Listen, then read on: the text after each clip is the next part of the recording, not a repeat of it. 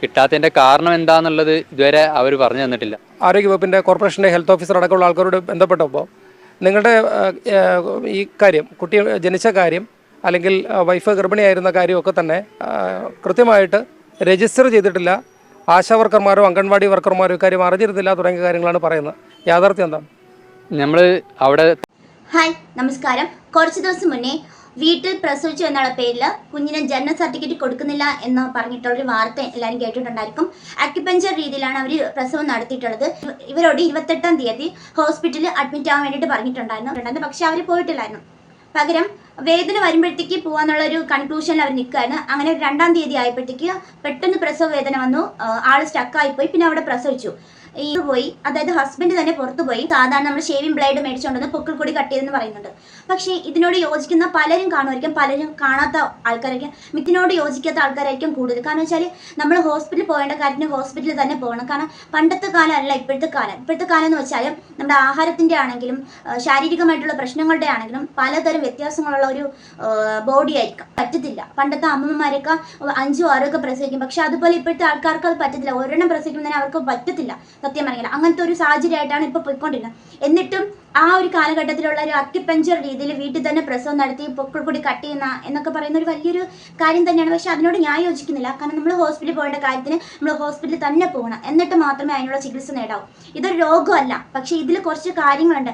ഇതിൽ നമുക്ക് വീട്ടിൽ വെച്ചിട്ട് എന്തെങ്കിലും അമിതമായിട്ടുള്ള രക്തസ്രാവം, ബ്ലീഡിങ്, പക്ഷേ നമ്മുടെ മൗലിക അവകാശങ്ങളായിരിക്കാം നമ്മൾ പറയുന്നതും പറയാത്തേക്കാം, അത് നമ്മുടെ ആവശ്യങ്ങളായിരിക്കാം.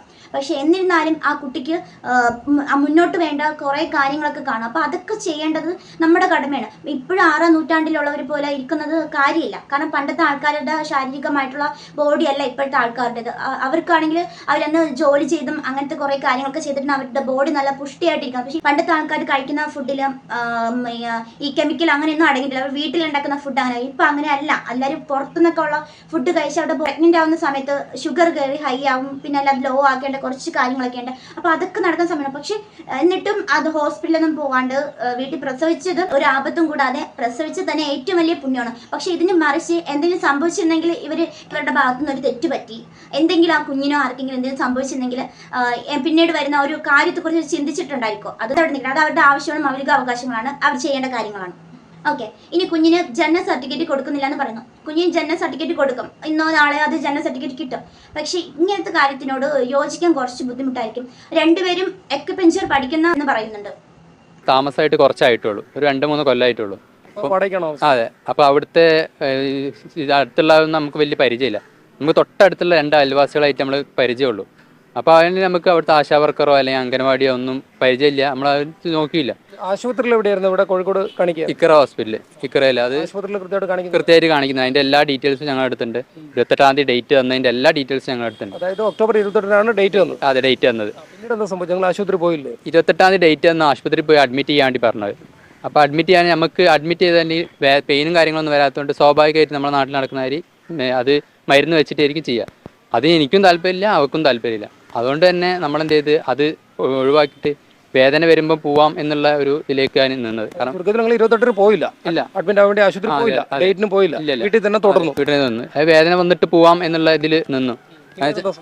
പിന്നെ ഒരു 2-ാം തീയതി രാവിലെ ആയപ്പം പെട്ടെന്ന് വേദന വരലും പ്രസവിക്കലും കഴിഞ്ഞു. കാരണം ഇവർക്ക് ജസ്റ്റ് ഒന്ന് നടക്കാൻ പോലും പറ്റാത്ത ഞാൻ തന്നെയാണ് ചെയ്തത്. ഞാൻ പ്രസവം കഴിഞ്ഞതിന് ശേഷം പുറത്തു പോയി ബ്ലേഡും കാര്യങ്ങൾ വാങ്ങിച്ചു വന്നു. എന്നിട്ട് കട്ട് ചെയ്തിട്ടാണ്. അല്ല, സാധാ നോർമൽ ബ്ലേഡ് ആണ് വെച്ച് കട്ട് ചെയ്തത്. ആരോഗ്യ മേഖലയിലുള്ള ലൈക്ക് അംഗൻവാടി അവിടെ എങ്ങനെ കൊടുക്കണം എന്നുള്ള അറിവൊന്നും ഞങ്ങൾക്കില്ലായിരുന്നു. പിന്നെ അതെന്താ ഗോതമ്പ് അങ്ങനത്തെ ഒക്കെ കിട്ടും. അപ്പം നമുക്കതിന് താല്പര്യമില്ല, ഗോതമ്പ് ഒന്നും വേണ്ട എന്നുള്ളതിലായിരുന്നു. അത് കൊടുക്കൽ നിർബന്ധമായിരുന്നു എന്ന് ഡെലിവറിക്ക് ശേഷമാണ് അറിയുന്നത്. അക്യുപങ്ചറിസ്റ്റ് ആണ്, അതുകൊണ്ട് എനിക്കും ഇവനും മരുന്നിനോട് താല്പര്യമില്ല. അക്യുപങ്ചർ പഠിച്ചിട്ടുണ്ട്? അക്യുപങ്ചർ പഠിച്ചിട്ടുണ്ട് ഞാൻ. ഇല്ല, മരുന്ന് കഴിക്കാറില്ല. 4 years ആയി മരുന്നൊന്നും കഴിച്ചിട്ടില്ല ഇതുവരെയായിട്ടും. അക്യുപങ്ചർ പഠിച്ചു, അതുകൊണ്ട് ഒരു ഡെലിവറി കൈകാര്യം ചെയ്യാൻ കോൺഫിഡൻസ് ഉണ്ടായിരുന്നോ? ഇല്ല, അങ്ങനെ ഒരു കോൺഫിഡൻസ് ഇല്ലായിരുന്നു. സാഹചര്യം വന്നു, അതങ്ങനെ ചെയ്തു പോയി. കാരണം എന്നാൽ ഇതിന് കുറച്ചധികം പ്രാക്ടീസ് ഉണ്ടോന്ന് ചോദിച്ചാൽ അതില്ല. പക്ഷെ പഠിക്കുന്ന ആളാണ്. പക്ഷെ പെട്ടെന്ന് വന്ന സാഹചര്യം അങ്ങനെ ആയതുകൊണ്ട് പ്രസവിച്ചു, അത്രേ ഉള്ളൂ എന്നാണ് അവർ പറയുന്നത്. പക്ഷെ പ്രതിരോധ കുത്തിവയ്പ് പോലും എടുക്കാൻ അവർക്ക് താല്പര്യം ഇല്ല എന്നാണ് പറയുന്നത്. അവർക്ക് സ്വന്തം ഉള്ള മൗലികാവകാശങ്ങളുണ്ട്. അപ്പൊ അതിന് ഉള്ള കാര്യങ്ങൾ ചെയ്യേണ്ടത് നമ്മുടെ കടമയാണ്. നമ്മുടെ മൗലികാവകാശങ്ങൾ അടിച്ചമർത്തുമ്പോഴത്തേക്ക് ആ കുഞ്ഞിനൊരു അവകാശമുണ്ട്. അപ്പൊ അത് ചെയ്തു കൊടുക്കുന്നത് നമ്മുടെ കടമയാണ്. ഒരു കാര്യത്തിനോട് നമുക്ക് യോജിക്കില്ല. ഇതിനു മുന്നേ ഒരു അക്യുപഞ്ചർ രീതിയിൽ ആറാമത്തെ എന്തോ ഭർത്താവ് ഹോസ്പിറ്റലിൽ കൊണ്ടുപോകാണ്ട് വീട്ടിൽ തന്നെ നിന്ന് പ്രസവിക്കാൻ വേണ്ടിയിട്ടുള്ള കാര്യങ്ങൾ ചെയ്താൽ പോയി, ആളും കുട്ടിയും മരിച്ചു പോയി. അങ്ങനെ ഭയങ്കര കേസും വഴക്കൊക്കെ ആയിരുന്നു. അത് ഈ ഇടയ്ക്കങ്ങനെ നടന്ന സംഭവം. ഏകദേശം 2 വർഷമൊക്കെ അടുപ്പിച്ചാവേ ഉള്ളൂ എന്ന് തോന്നുന്നു ആ ഒരു സംഭവം നടന്നിട്ട്.